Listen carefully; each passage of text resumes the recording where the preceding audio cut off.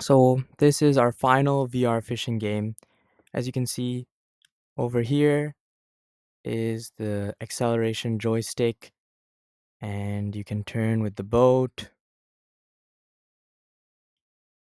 So I think I'll come to a stop with the boat.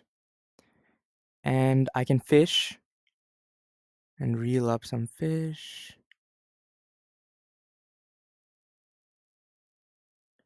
And then I can go towards the dock over here. And there.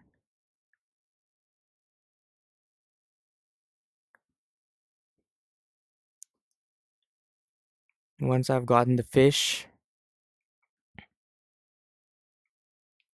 and I move towards the dock, I can buy upgrades. Like here, I can get a rod upgrade.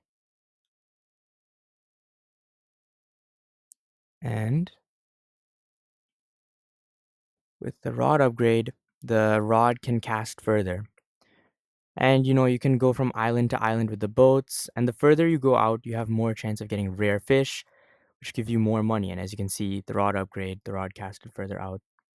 So we have this gameplay loop where you get on the boat, you go fishing, you go to different islands, which near different islands, there's different fish that can spawn.